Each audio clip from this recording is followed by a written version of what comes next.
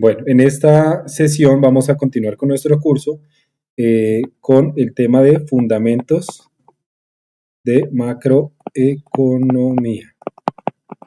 Entonces recordemos que si la microeconomía era el estudio de los agentes individuales, de las decisiones individuales de los agentes consumidores y las empresas y que veíamos los mercados, entonces la macroeconomía va a ser el estudio de esas variables económicas, pero a nivel agregado. ¿Listo? Esas variables macroeconómicas a nivel agregado, ¿como cuáles? Por ejemplo, como la producción agregada, como el precio, por ejemplo, pero el precio agregado de todos los bienes en la economía, de todos los bienes, variables como por ejemplo el desempleo, la inflación, etcétera, etcétera. Entonces, todas las variables que a nivel agregado se pueden estudiar en una economía. Entonces, la macroeconomía tiene el objetivo de simplificar, ¿cierto? De simplificar para poder explicar la conducta de las variables agregadas. Entonces, ¿cómo se hace esa simplificación? Se hace a través de los modelos macroeconómicos.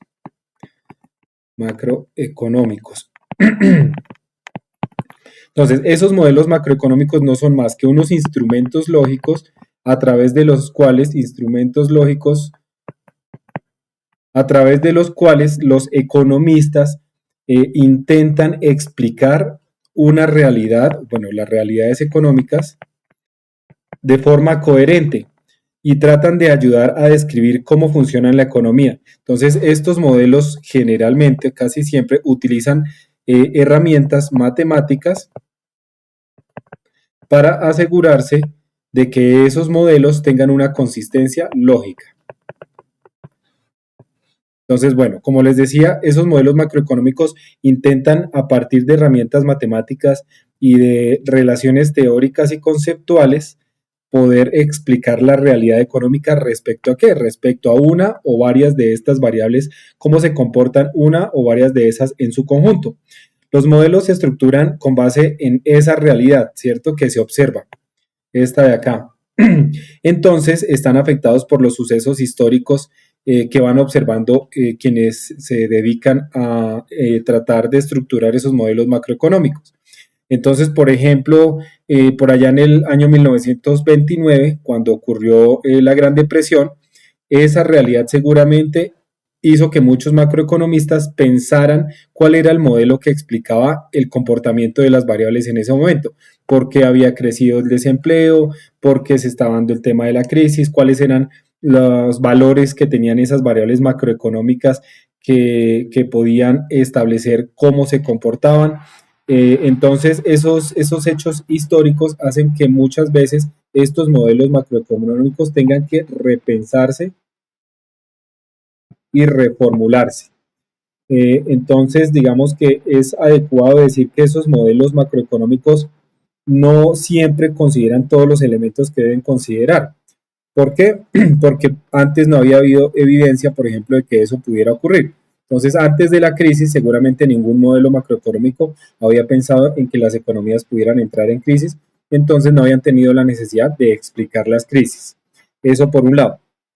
Eso explica en parte por qué existen diferencias entre los modelos macroeconómicos y entre los macroeconometristas. Entonces, ¿por qué se pueden dar esas diferencias?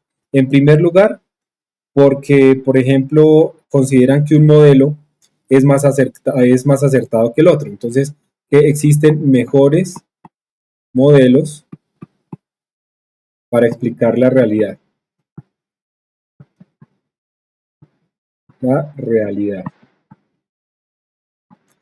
La segunda razón por la cual existen diferencias entre los modelos macroeconómicos que intentan explicar un mismo fenómeno o los macroeconomistas es cuáles consideran las personas que formulan esos modelos que es el que debería ser más bien el principal objetivo de la política económica o macroeconómica, de la política económica. Entonces, por ejemplo, pueden existir distintas corrientes. Habrán algunos que, bueno, tradicionalmente se habrán llamado socialdemócratas,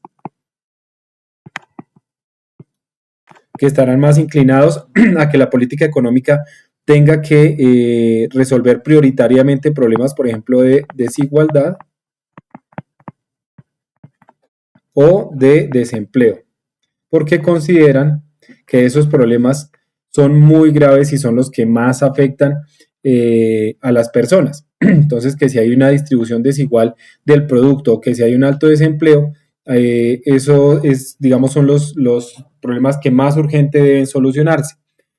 Por otro lado, tendríamos, por ejemplo, a unos macroeconomistas o unos hacedores de política económica mucho más conservadores, que podrían pensar que los principales problemas a resolver son el crecimiento económico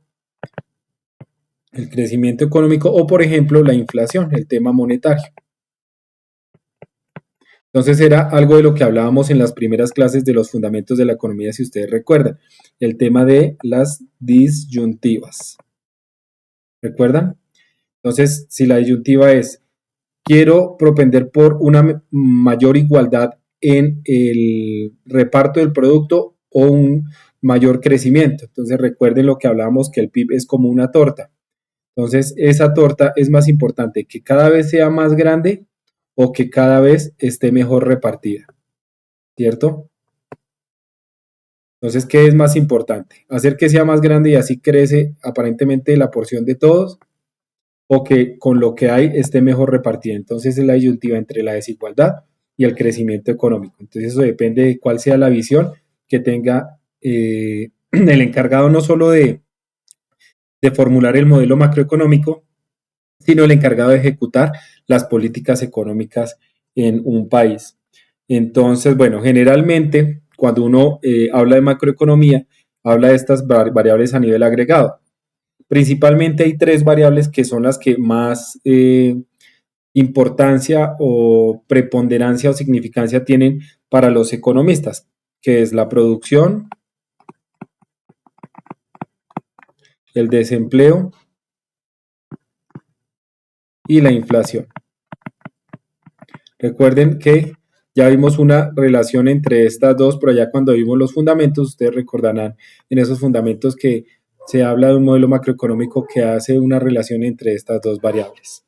¿Listo? Bueno, entonces respecto a esas tres variables, vamos a hablar un poco de aquí en adelante en esta sesión de fundamentos de macroeconomía. Entonces, comencemos con el primer tema. Vamos a colocarlo aquí con otro colorcito. Entonces, empecemos hablando de la producción. Como ustedes recordarán, y que ya obviamente está relacionado con lo que vimos en los fundamentos de microeconomía, la producción se refiere a la producción de bienes y servicios en la economía. Si yo estoy hablando a nivel agregado, entonces estoy hablando de la producción de todos los bienes y servicios en una economía. Pero ¿cómo medimos esa producción a nivel agregado? Porque ya sabemos que en un mercado, pues simplemente si yo tengo el mercado de autos o el mercado de papas, pues yo mido cuántos autos se producen o cuántos kilos de papas se producen. Pero para medir la producción agregada, han venido evolucionando las formas en las que ésta se mide. Más o menos por allá después de la Segunda Guerra Mundial, empezaron a aparecer los sistemas modernos de contabilidad nacional o como nosotros conocemos, de cuentas nacionales. ¿De quién es el encargado de llevar las cuentas nacionales en Colombia? Pues el Departamento Administrativo Nacional de Estadística, DANE. Allí ustedes van a encontrar todas las cuentas nacionales, incluyendo todas las que tienen que ver con la medición de la producción y las formas de medición de la producción. Entonces, bueno, recuerden que esa medición de la producción a nivel agregado se mide principalmente por un indicador que lo denominamos, denominamos el PIB. ¿Qué es el PIB? El Producto Interno Bruto. ¿Listo? Pero ese PIB tiene distintas formas de medirse. Entonces vamos a ver principalmente cuáles existen. Entonces la primera forma de medir el PIB es por la sumatoria del valor de todos los bienes y servicios, de todos los bienes y servicios finales. Esta palabra es importantísima. Finales que se producen en una economía, en un periodo de tiempo, ¿cierto? Esa palabra finales es muy importante y lo vamos a ver a través de un ejemplo. Entonces, supongamos que en una economía solamente existen dos empresas, que es el ejemplo que ustedes van a encontrar en el libro, en el texto guía. Entonces, vamos a suponer que existe solamente una empresa, dos empresas, perdón, la primera de ellas es una empresa siderúrgica y la segunda de ellas es una empresa automotriz. La vamos a poner por acá. Empresa auto, automotriz. ¿Listo? Entonces, bueno, vamos a suponer que esta empresa siderúrgica que vende acero, entonces que sus ingresos de ventas, vamos a ponerlo más delgadito acá, entonces que tiene unos ingresos de ventas de $100 o 100 millones de dólares, bueno, la unidad que ustedes lo quieran poner, pero que tiene unos gastos que paga, que lo único que pagamos a suponer que son salarios, que paga unos salarios de $80, 80 millones. Eso quiere decir que va a tener unos beneficios de sus ingresos menos sus gastos, entonces equivalentes a $20. Ahora, tenemos una empresa automotriz que también tiene unos ingresos por ventas de $210. Paga unos salarios de $70. Y eso quiere decir, bueno, además de eso, la empresa automotriz para construir los vehículos necesita el acero que produce la empresa siderúrgica. Entonces también tiene unos gastos en compras de acero que son equivalentes a $100. Eso quiere decir que tiene como beneficio 210 menos 70 menos 100, o sea, menos 170, o sea, $40. Entonces, de acuerdo con esta información, la pregunta es, en esa economía, ¿a cuánto equivale, cuánto es el PIB en esa economía? En esa economía que solamente tiene dos empresas. Entonces, ¿será que el PIB es igual a la suma de todo lo que se produce, absolutamente todo? Es decir, los 100 que se producen de acero y los 210 que se producen de automóviles. Es decir, que ¿será que el PIB es igual a 310? ¿O será más bien que el PIB es la suma de los bienes finales, como dijimos acá? Finales. ¿Por qué finales? Entonces, ¿qué tipo de bien? Recuerden que en otras sesiones hablábamos de cuáles son los tipos de bienes. Hablamos que hay unos bienes finales y unos bienes intermedios. Los bienes intermedios son aquellos que se usan o que se transforman, a los cuales se les da una transformación y que se pueden combinar con otros bienes intermedios, que se pueden transformar en combinación con otros bienes de capital para obtener unos bienes finales. Aquí estamos viendo que el acero es un bien intermedio que se utiliza en la industria automotriz. Entonces, si yo digo que tengo que clasificar estos en bienes finales intermedios, puedo decir que el acero de la empresa siderúrgica es un bien intermedio y que los autos de la industria automotriz son bienes finales. Entonces, si el concepto me dice, si la definición me dice que el PIB es la sumatoria del valor de todos los bienes y servicios finales, entonces eso quiere decir que el valor del PIB en esa economía en realidad serían $210. ¿Listo? Bueno, ahora, ¿cuál es la segunda forma en la que yo puedo medir el PIB? Entonces, puedo decir también que el PIB es la suma, es la suma del valor agregado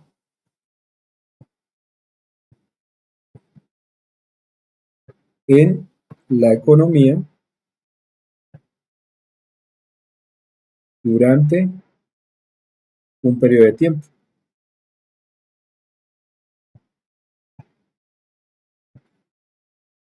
¿Listo? Entonces, la suma del valor agregado en la economía durante un periodo de tiempo. Entonces, ¿qué es esto de valor agregado? Que ya seguramente lo hemos hablado antes. Entonces, es el valor, como valga la redundancia, es el valor que agrega una empresa en el proceso de producción. Es decir, que yo puedo definir el valor agregado por el valor de la producción de una empresa, menos el valor de los bienes intermedios,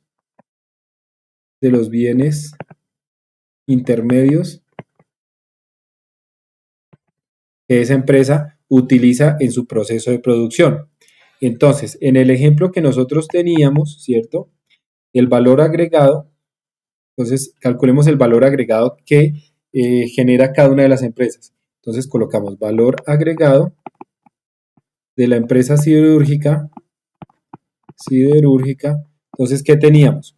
La empresa siderúrgica no utilizaba ningún bien intermedio, ¿cierto? Para producir este bien que era el acero. O sea, genera un bien intermedio, pero para eso no necesitaba ningún otro bien intermedio, porque los salarios corresponden a un factor de producción distinto, que es el trabajo. Entonces, no utiliza ningún bien intermedio, lo que quiere decir que todo lo que produce sería valor agregado. ¿Cierto? Entonces, ¿por qué? Porque es el valor de su producción, que es de 100, menos el valor de los bienes intermedios, que es 0. Entonces, el valor agregado generado por la empresa siderúrgica sería igual a 100. ¿Cuál es el valor agregado de la empresa automotriz? Entonces, la empresa automotriz genera una producción de 210, ¿cierto? Pero utiliza unos bienes intermedios. ¿Cuánto valen esos bienes intermedios? Utiliza todo el acero, ¿cierto? Paga 100 por el acero que se produce, que es todo el acero que se produce, entonces sería 210 menos 100. Eso quiere decir que es igual a 110. Entonces, si yo digo que el valor del PIB se puede medir por la sumatoria de los valores agregados generados en la economía, yo puedo decir que en esta economía el PIB es equivalente a 100 más 110, es decir, 210. ¿Listo? Entonces, por cualquiera de los métodos que yo calcule el PIB, me tiene que dar exactamente lo mismo. Listo. Ahora, bueno, aquí hay algo importante y es que en este ejemplo nosotros estamos simplificando el tema de una economía a solamente dos empresas, ¿no? Pero en la realidad son miles y miles de empresas y sectores los que tienen que agregarse para poder calcular el valor del PIB. Y ahora, imagínense lo complicado que puede ser eso cuando se intenta registrar todo eso en una contabilidad nacional. Entonces deben tenerse sistemas de recolección de información y sistemas de organización de la información muy, muy robustos para poder tener una estimación clara de esto con la información que generan todas las empresas. Bueno, entonces tenemos una tercera forma de calcular el PIB. Podemos decir que el PIB es la sumatoria de todas las rentas de la economía durante un periodo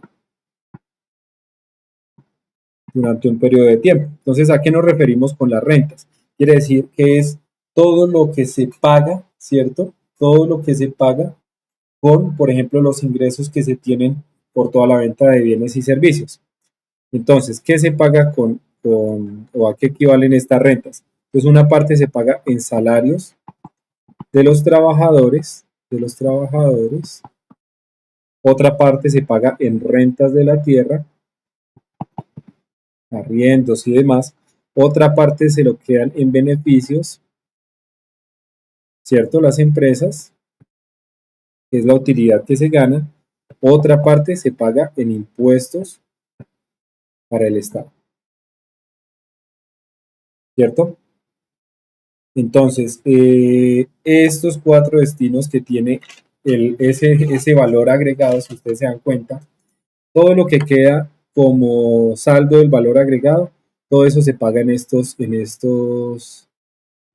factores, digamos, de producción o en estas rentas. Entonces, veámoslo con el ejemplo que estábamos formulando arriba. Entonces, veámoslo con la primera empresa, la siderúrgica.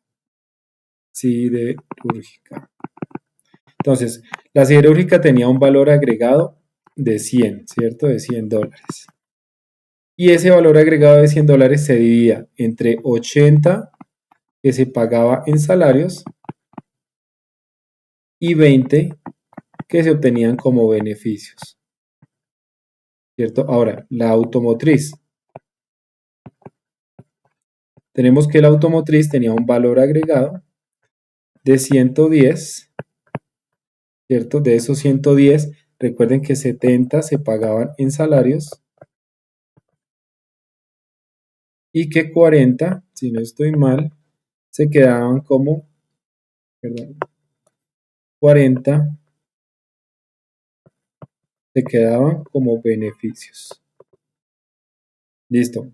Entonces, según eso, si yo quiero hacer el cálculo de las rentas pagadas en esa economía en su conjunto, ¿qué tendría? Entonces, salarios, entonces yo tendría que se pagan 80 de salarios y 70 acá, entonces se pagarían 150 en salarios. Listo. ¿Cuánto se pagaría en beneficios? Se pagaría 20 y 40 en beneficios, o sea, se pagaría 60 en beneficios. En este caso, estamos suponiendo que los impuestos equivalen a cero y que las rentas de la tierra equivalen a cero. Entonces, si yo estoy diciendo que el PIB también se puede medir por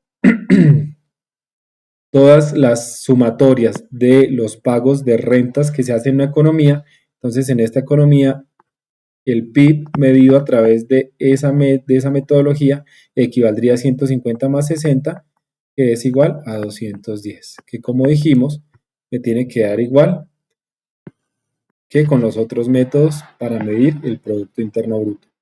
Ahora, hay una cuarta forma de medir el Producto Interno Bruto, que es un poco, digamos, como la inversa de esta, que esta es cómo se paga ese valor agregado, ¿cierto? Entre factores de producción, entre salarios, beneficios de los empresarios, entre los impuestos y las rentas de la tierra. Ahora, podemos ver el PIB medido desde el punto de vista del gasto. Entonces recuerden por allá que nosotros teníamos una ecuacióncita que el PIB era igual.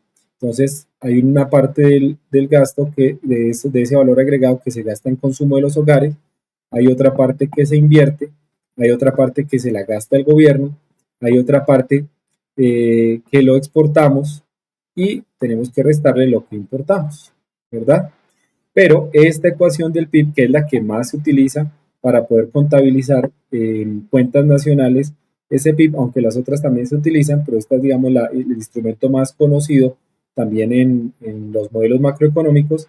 Esta vamos a desagregarla para poder ver de qué depende cada una de estas variables, de qué depende el consumo, de qué depende la inversión, de qué depende el gasto público y de qué depende el sector externo, lo veremos en una sesión posterior. Entonces esta la vamos a dejar pendiente por un momento, la vamos a retomar más adelante porque vamos a ver primero otro aspecto importante del PIB que ustedes ya conocen, por allá cuando vimos también los fundamentos de la economía, que tiene que ver con las diferencias entre el PIB nominal y el PIB real. Entonces, bueno, vamos a hacerlo con otro tonito, vamos a cambiar el color. Listo. PIB nominal y PIB real. Entonces recuerden ustedes que ya lo tienen muy sabido cuando hacíamos las transformaciones de precios reales a precios nominales, que el PIB nominal, también denominado PIB corriente o a precios corrientes, es la sumatoria de todos los bienes y servicios producidos, entonces de todos los bienes y servicios producidos en una economía en un periodo de tiempo multiplicados por su precio corriente, ¿cierto? Porque el PIB se expresa en términos monetarios, por eso se tiene que multiplicar por el precio. ¿Qué quiere decir el precio corriente? Es el precio que tiene en ese mismo momento, instante del tiempo. Entonces, si yo digo que tengo 10 artículos y que esos valen $2 cada uno, quiere decir que el PIB nominal es equivalente a $20. ¿Listo? Ahora, ¿a qué equivale el PIB real? O bueno, antes de mirar a qué equivale el PIB real, ¿por qué puede crecer el PIB nominal? Entonces, si yo tengo este producto, quiere decir que cualquiera de estos dos factores que crezca va a hacer que el PIB nominal también crezca. Entonces el PIB nominal va a crecer o porque crezca la producción de bienes y servicios, que eso ocurre generalmente, siempre ocurre en las economías, todos los años la producción va creciendo, va creciendo, va creciendo, a menos que en el ciclo económico haya una desaceleración, una recesión, que puede que el Producto Interno Bruto decrezca, pero generalmente crece, entonces eso va a hacer que el PIB nominal crezca. Pero otra razón, así la cantidad de bienes y servicios no crezca, otra razón para que el PIB nominal crezca es que los precios aumenten. Entonces yo puedo estar produciendo lo mismo, pero si su precio aumenta, el PIB, el Producto Interno Bruto nominal, va a aumentar también. Entonces, para poder eliminar ese efecto de los precios, ¿cierto? Sobre la contabilidad del PIB, entonces para saber de verdad cuánto está creciendo la producción, yo utilizo el PIB real. Entonces, el PIB real es la sumatoria de esa producción de bienes y servicios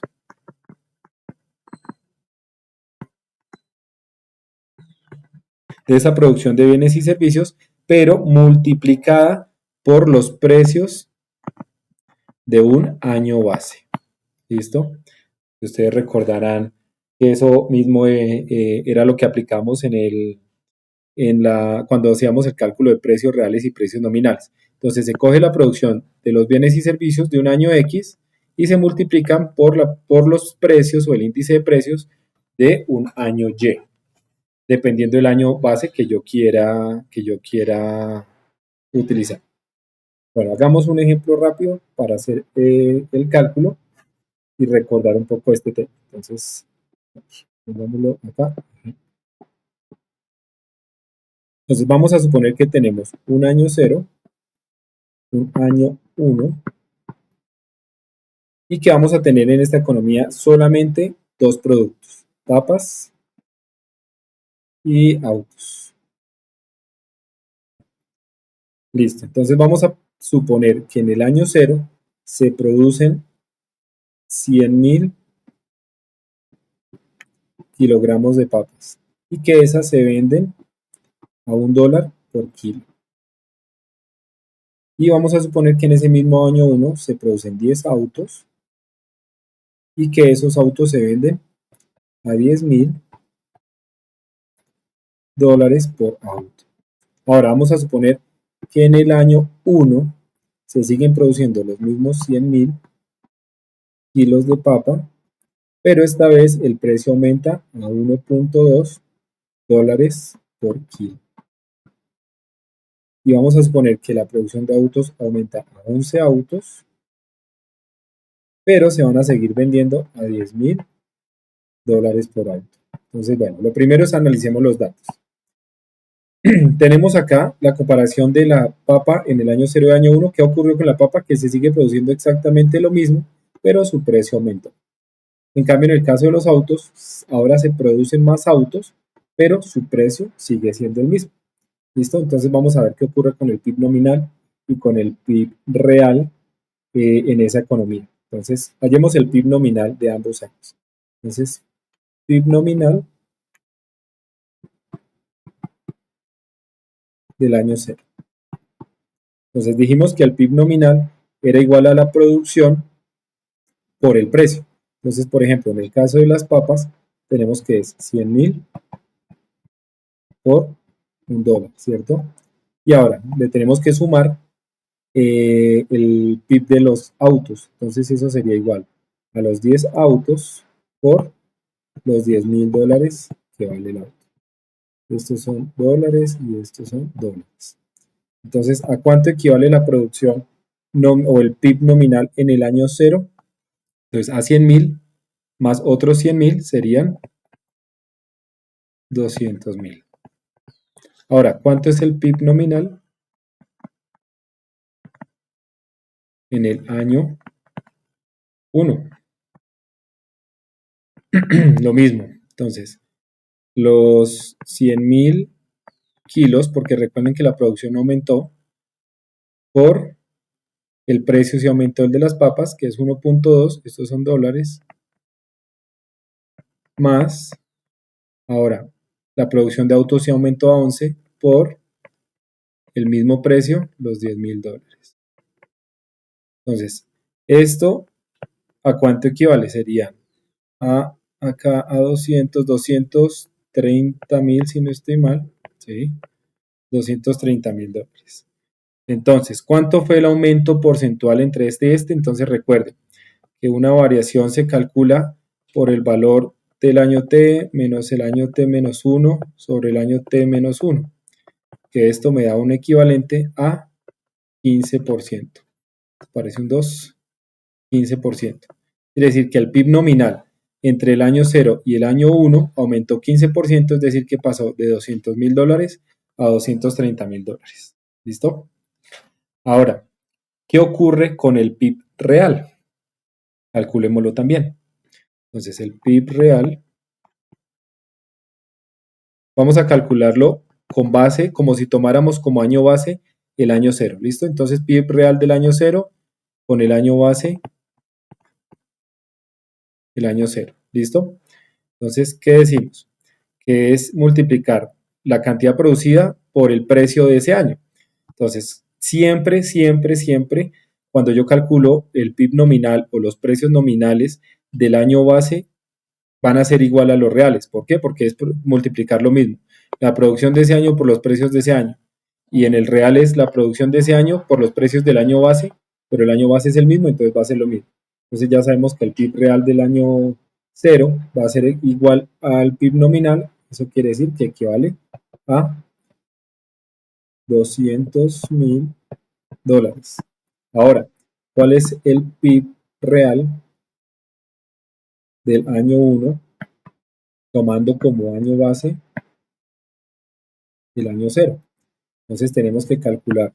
Entonces dijimos que es la cantidad producida en el año 1, es decir, las 100.000 kilos de papa por, ahora ya no lo multiplico por el precio del año 1, sino por el precio del año base, que es 1. Pues por 1 más la producción de automóviles del año 1, que son 11 automóviles, por el precio de los automóviles del año 0, que son 10.000. ¿Listo?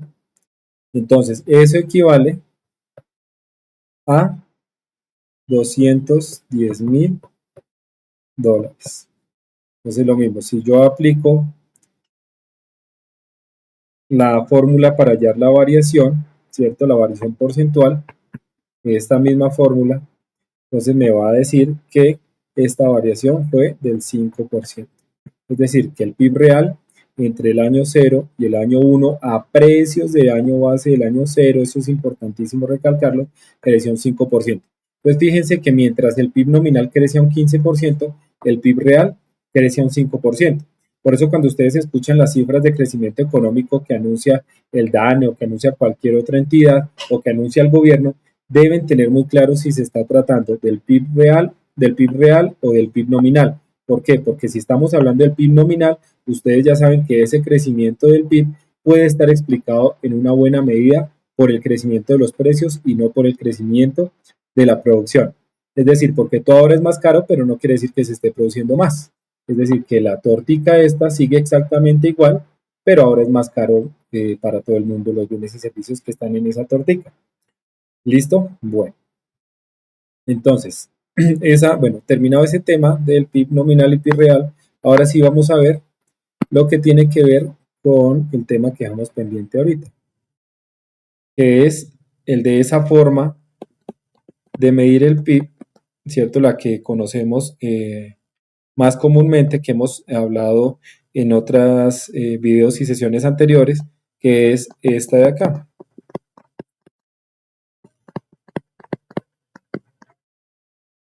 Entonces el PIB medido a partir del gasto, ¿listo? Entonces, ¿en qué se gasta ese PIB o ese valor agregado? O más bien medido como la compra de todos los bienes y servicios de un país. Entonces, esto es una forma de medir el PIB, que es como la sumatoria de la compra de todos los bienes y servicios que se producen en un país en un periodo de tiempo. Entonces, bueno, ahora vamos a considerar por un momento que esta economía está cerrada al mercado internacional. ¿Qué quiere decir que está cerrada? Este término por un momento va a valer 0. Para concentrarnos en esos otros factores que están en el PIB y estudiar un poco de qué dependen esos factores. Entonces empecemos por esta C. Esta C que equivale al consumo. Entonces, el consumo se refiere al consumo de todos los bienes y servicios, ¿cierto? ¿Por parte de quién? Pues de todos los consumidores, servicios, de todos los consumidores que existen en esa economía. Lo que quiere decir que ese consumo es el componente más representativo de todo el PIB. Generalmente, ese consumo representa entre el 60 y el 70% de todo el PIB. Es decir, que es una variable muy importante. Entonces, ¿qué signo tiene aquí el consumo? Positivo. Quiere decir que si el consumo aumenta, ¿cierto? El Producto Interno Bruto quiere decir que también aumenta. Y si representa entre el 60 y el 70% del PIB, entonces las variaciones en el consumo van a ser muy importantes en el crecimiento del PIB. Ahora, ¿de qué depende ese consumo? Vamos a ir desagregando un poco esas variables cada una por una. Bueno, primero demos una definición general de cada una de ellas. ¿A qué se refiere la inversión? ¿A qué se refiere la inversión? La inversión es la compra de todos los bienes, pero los bienes de capital, recuerde que ya hemos hablado de los bienes de capital, que ahí entran las plantas, equipos, plantas de producción, no plantas que se siembran, plantas y equipos, ¿cierto? Que se utilizan en el proceso de producción de bienes y servicios. Y también se suma la inversión residencial, la compra de residencial, la compra de casas y apartamentos por parte de las empresas o personas. Entonces es todos los bienes de capital que se utilizan en el proceso de producción y la inversión residencial. Esto generalmente puede representar un 15 a un 20% del Producto Interno Bruto. ¿Y a qué corresponde el gasto público? Entonces, el gasto público son todos los bienes y servicios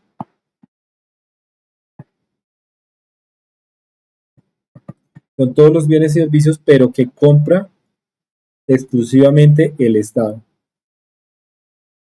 Que compra el Estado en todas sus instancias. Es decir, en Colombia estamos hablando de que de todas las instancias del Estado que compran bienes y servicios. Alcaldías, gobernaciones, entidades públicas locales, departamentales, nacionales, el gobierno central, es decir, por ejemplo, los ministerios, los viceministerios, los institutos de desarrollo, el DANE, todo lo que sean entidades públicas, todos los que compren bienes y servicios y que sean parte del Estado, entran acá. Entonces, es la sumatoria del valor de todos esos bienes y servicios que compra el Estado. ¿Listo? Y bueno, incluyamos aquí rápidamente el sector externo. Es decir, tenemos que sumar todos los bienes y servicios que nosotros le vendemos al mundo, o sea, lo que nos compran afuera, menos todo lo que nosotros les compramos a ellos, porque eso hace parte es del PIB, digamos, se debería contabilizar como una suma en el PIB de ellos, porque es lo que ellos nos venden a nosotros, entonces lo que le compramos al mundo.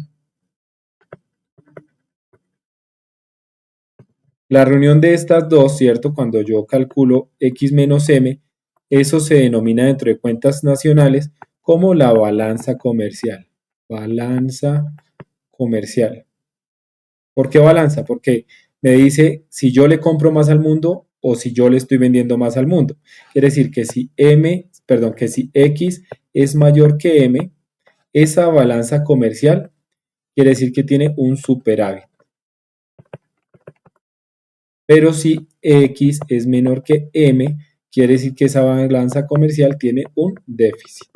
Entonces, en el primer caso, nosotros les estamos vendiendo más al resto del mundo que lo que le compramos, y en el segundo caso le estamos comprando más al resto del mundo que lo que ellos nos compran o lo que les vendemos. ¿Listo?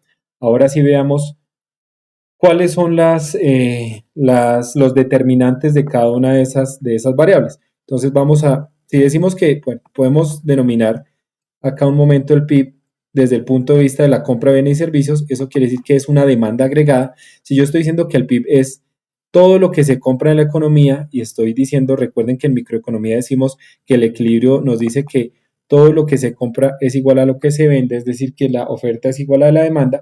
yo puedo denominar como ese PIB también como la demanda agregada, ¿cierto? Entonces esa demanda agregada, que la voy a denominar con la letra Z, es igual al consumo más la inversión más el gasto. Como dijimos por ahora, vamos a suponer que es una economía cerrada, entonces no vamos a tener en cuenta las exportaciones ni las importaciones. Listo. Empecemos por las determinantes del consumo. ¿Desde qué depende el consumo? ¿De dónde sale los recursos con los cuales las personas consumen? Pues del ingreso disponible, ¿verdad? Entonces decimos que el consumo es una función del ingreso disponible, que lo vamos a denominar con esta letra Y, del ingreso o de la renta disponible. Entonces, renta disponible. Entonces, esa renta, ¿a qué hace referencia? Entonces, es la renta que queda luego de que le restemos los impuestos que se pagan, ¿cierto? Y que le sumemos las transferencias que hace el Estado. Entonces, seguramente a muchos les pagan su salario, su renta, y de eso tendrían que pagar impuestos, como por ejemplo la declaración de renta, como el IVA que se paga cuando se consume algo, distintos impuestos que pagan quienes reciben una renta. Pero también hay algunos que reciben unas transferencias. Ustedes conocen algunos programas, como por ejemplo el de Renta Joven, creo que se llama, o distintos programas que tiene el gobierno para transferirle de forma monetaria o en otras formas a los consumidores. Entonces, el salario que se recibe o la renta que se recibe por distintos conceptos, a eso hay que restarle los impuestos, pero también hay que sumarle esas transferencias. Y a eso es lo que nosotros denominamos renta disponible. Entonces, tenemos que el consumo es una función de la renta disponible. ¿De qué tipo de relación estamos hablando? Es una relación positiva, ¿cierto? Porque cuando aumenta la renta disponible, aumenta el consumo, pero generalmente ese aumento es una menor proporción. Como estamos hablando de cómo se comportan los consumidores frente al cambio en una variable, estamos diciendo que esta es una ecuación de conducta, porque me dice cuál es la conducta de un agente económico frente al cambio de una variable. Entonces, yo puedo expresar esta función de la siguiente manera. Consumo sería igual a C sub 0, a un consumo sub 0 más un consumo sub 1 multiplicado por la renta disponible, ¿cierto? Esto es una función lineal de consumo. ¿Se les parece algo esta función lineal de consumo? Pues si yo la escribo de esta manera, X es igual a A más B por Y, o si la escribo así, P es igual a más B de Q, que era por allá una función que utilizábamos lineal en microeconomía. Entonces, digamos que nos recuerda que esta función tiene la misma estructura, es una función lineal que nos está expresando la relación entre el consumo y entre la renta disponible, ¿cierto? Ahora, ¿qué más me dice esa función? Esa función tiene otros componentes. Tiene este componente y este componente que se denominan parámetros, ¿cierto? Entonces, ¿a qué corresponden esos parámetros? Entonces, así como pasaba en las ecuaciones de oferta y demanda, que este parámetro me decía, bueno, en términos de la función, me decía la relación directa que había entre precio y cantidad, ¿cierto? Es decir, cómo los cambios en la cantidad afectaban directamente al precio. Acá estos me van a decir algo parecido. Entonces, este C1, que lo vamos a denominar propensión marginal a consumir, lo que me indica es esa parte del consumo que depende de la renta. O en otras palabras, me dice cuánto aumenta el consumo, cuando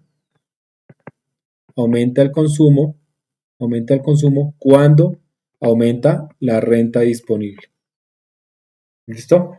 Por eso es que está multiplicando a la renta disponible.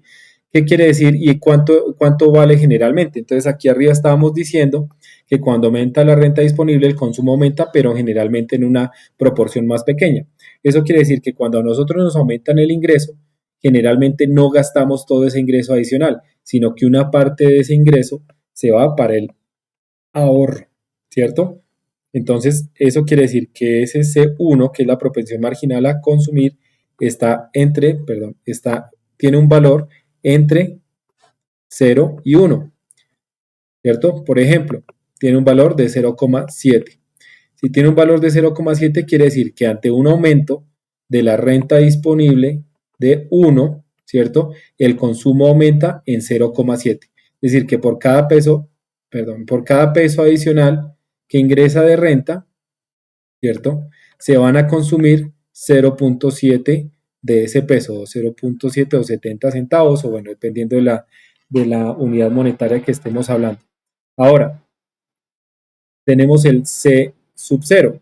Si decimos que el C1 es el consumo que depende de la renta, ¿cierto? Este C0 que está solito es lo que denominamos nosotros el consumo autónomo. Es decir, esa parte del consumo que no depende de la renta. En otras palabras, si la renta fuera igual a 0, si YD fuera igual a 0, ¿cierto? El consumo aún seguiría siendo positivo, tendría un valor positivo. O sea, el consumo total no sería 0. Habría un consumo autónomo que no depende de la renta. Entonces, claro, ¿de dónde salen entonces los recursos para poder hacer ese consumo autónomo? Tiene que salir de algún lado. ¿Por qué existe ese consumo autónomo? Porque ustedes, independientemente, los agentes de las personas, independientemente de que tengan un ingreso en ese periodo o no, necesitan consumir alimentos, necesitan un lugar donde vivir, necesitan algo de vestuario, necesitan todo lo que cubra sus necesidades básicas, ¿cierto? Necesitan sobrevivir. Entonces, ese consumo autónomo se refiere a esa parte del consumo. ¿De dónde sale? Recuerden que aquí estábamos diciendo que generalmente cuando ocurren aumentos del ingreso disponible, una parte se consume, pero otra parte se ahorra. Entonces, generalmente ese consumo autónomo surge del desahorro, ¿cierto? De periodos anteriores. Entonces, tenemos esa segunda parte del consumo, que es el consumo autónomo, que no depende de la renta. Si nosotros hiciéramos una gráfica, acá me queda más fácil dibujarla. Si nosotros hiciéramos una gráfica para tener la función de consumo, tendríamos algo más o menos así.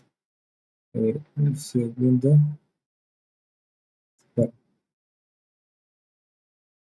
tendríamos algo más o menos así. Por este lado tendríamos el consumo, por este lado tendríamos el ingreso disponible. Ahora sí. Tendríamos el ingreso disponible, ¿cierto? Y como estamos diciendo que estos dos tienen una relación positiva, ¿cierto? Quiere decir que la recta va a tener esta dirección. Es una función lineal, por eso es una recta. Entonces, ¿qué tendríamos acá? Recuerden que en las funciones lineales, de esta forma que tenemos acá, y que es esta misma, ¿cierto? ¿Por cuál término me está diciendo la pendiente que tiene esta línea recta? Este término, ¿cierto? Que es la propensión marginal a consumir. Entonces, la propensión marginal a consumir me dice cuál es la pendiente de la recta. Es igual a la propensión marginal a consumir. Entre más alta sea la propensión marginal a consumir, es decir, entre más se aproxime a 1, pues quiere decir que más grande será la pendiente. Entonces, por ejemplo, si yo tengo una propensión marginal a consumir más alta, seguramente va a ser así mi línea. ¿Qué quiere decir? Que aumentos de el ingreso disponible significan aumentos más grandes del consumo, ¿sí? Quiere decir que casi todo lo que se recibe como ingreso disponible adicional se va a consumir. Ahora, si es menos pendiente, como en este caso, quiere decir, o sea, si se aproxima más hacia el cero, quiere decir que hay una pendiente menor, quiere decir que aumentos del ingreso disponible significan aumentos, pero menores en el consumo. Listo. Ahora, ¿este punto cuál es? Este punto es el consumo autónomo. Recuerden, porque aunque el ingreso disponible valga cero, ¿cierto? En este punto vale cero el ingreso disponible, siempre el consumo va a ser positivo. Cuando el ingreso disponible es igual a cero, como en este caso, ¿cierto? Como en este caso que poníamos acá, ¿a qué es igual el consumo? Al consumo autónomo. Entonces, en este caso, cuando el ingreso disponible vale cero, el consumo total es igual al consumo autónomo. Entonces, tenemos que esta es la función de consumo.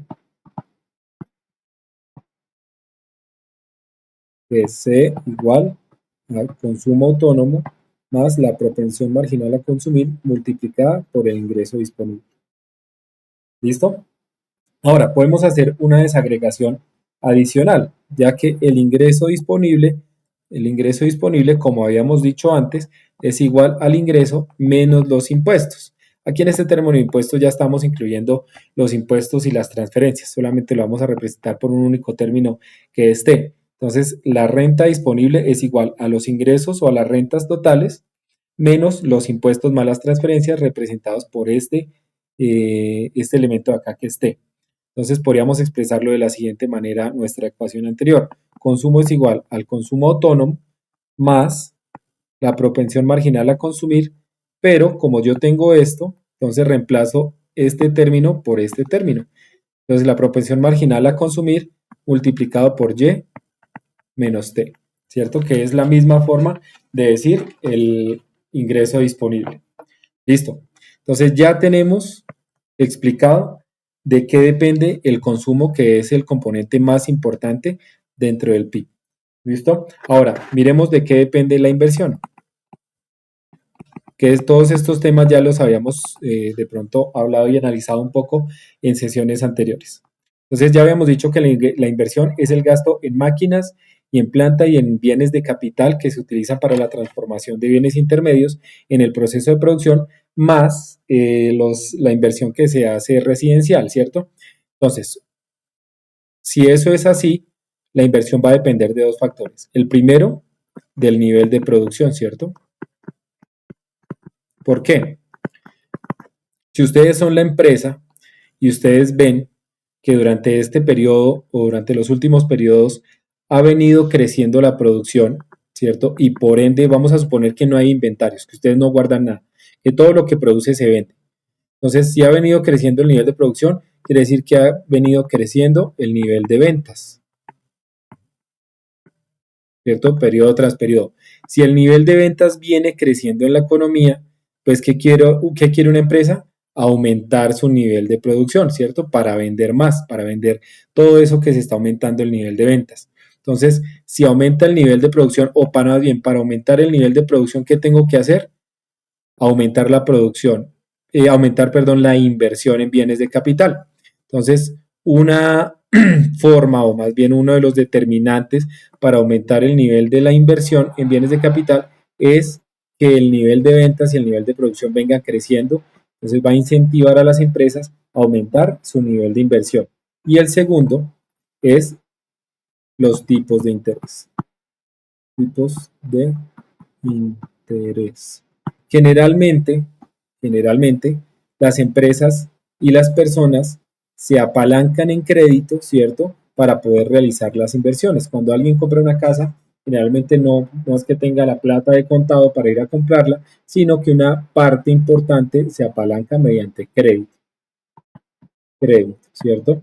¿Y cuál es el precio que tiene el dinero para poder pagar estos créditos? ¿Qué es lo que le cobran las entidades financieras? Pues los tipos de interés. Ese es el precio que tiene el dinero, ¿cierto? Que se utiliza para hacer inversiones, bien sea para una inversión residencial o una inversión en bienes de capital. Quiere decir que entre más alto sea el tipo de interés, ¿cierto? Menor va a ser la inversión, porque más caro va a ser ese pago por ese dinero.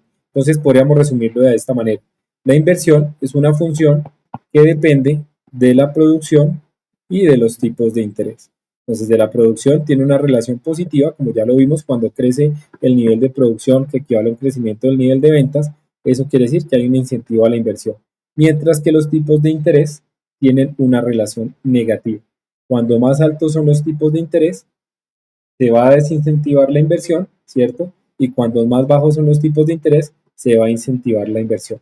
Por allá más adelante, en la siguiente sesión, cuando veamos política monetaria, que ya lo hemos hablado en muchas sesiones anteriores, vamos a ver cómo el Banco de la República, cuando hace que varíen las tasas de interés, está afectando muchas variables de la economía, entre las cuales está la inversión. Aunque no sea su objetivo principal, porque ya hemos hablado que el objetivo principal del Banco de la República al modificar las tasas de interés es controlar la inflación, ¿cierto? Pero indirectamente también está afectando la inversión. Por eso el gobierno, para quien el objetivo del crecimiento económico es muy importante, por ejemplo, ustedes han escuchado noticias cuando el gobierno sale a pedirle a los bancos centrales que bajen las tasas de interés para poder incentivar, entre otras cosas, esta inversión. ¿Listo? Bueno, ahora, el gasto público.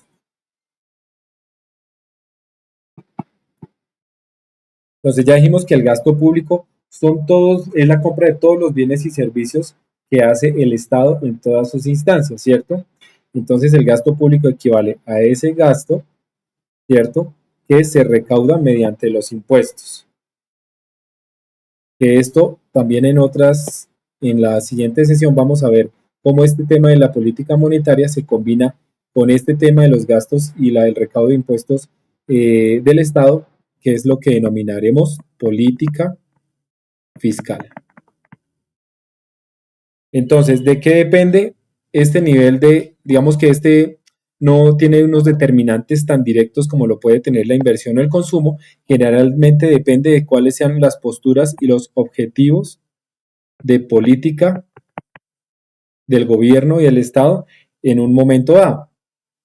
Esos objetivos de política pueden atender a políticas contracíclicas o procíclicas, es decir, a querer incentivar o frenar la economía cuando se está recalentando, o a otro tipo de políticas sociales. Entonces, de acuerdo con eso es que se establece el nivel de gasto y el nivel de recaudo del impuesto. Entonces, por ejemplo, cuando uno habla de reformas tributarias, esas reformas tributarias están enfocadas a modificar el nivel de recaudo del impuesto, bien sea para aumentarlo, para mantenerlo o para disminuirlo, y a modificar las fuentes de donde se obtiene ese recaudo de impuestos, que ya por allá hablábamos en otras sesiones de los impuestos progresivos y regresivos, y también para determinar cuál va a ser el nivel del gasto del impuesto. Entonces, cuando el gasto es mayor que el recaudo en impuestos, estamos hablando de un déficit fiscal, pero cuando el gasto es menor que los impuestos, estamos hablando de un superávit fiscal. ¿Listo? Entonces, finalmente, con esas tres variables que teníamos en nuestra ecuación de demanda agregada, que sería consumo más inversión más gasto público, con esos determinantes la podemos expresar de la siguiente manera. Z igual al consumo autónomo más la propensión marginal a consumir multiplicada por el ingreso disponible, que es el ingreso menos los impuestos más las transferencias, ¿cierto? Más la inversión, que es una función de la producción y de los tipos de interés, más el gasto público, ¿cierto? Entonces, nosotros vamos a suponer que estos están dados en la economía por un momento, que son constantes. Entonces, así lo podríamos explicar de la siguiente manera. Entonces, la demanda agregada es igual al consumo autónomo más la propensión marginal a consumir multiplicado por el ingreso disponible más la inversión que está dada más el gasto público. Y listo, aquí tenemos nuestra función de demanda agregada. Entonces, en las siguientes sesiones, como les estaba comentando, vamos a ver un poco más la relación entre esta demanda agregada y el equilibrio en los mercados y los instrumentos que existen de política económica, específicamente de política monetaria y política fiscal, para cumplir los objetivos de política. Por el lado de la política monetaria, generalmente es que es la inflación, y los instrumentos generalmente están relacionados con cómo modificar las tasas de interés, y en la política fiscal, como veíamos, es la relación entre el gasto público y los impuestos. Entonces, es todo por esta sesión. Espero que haya sido claro el tema, y les recomiendo seguir la lectura del texto aquí.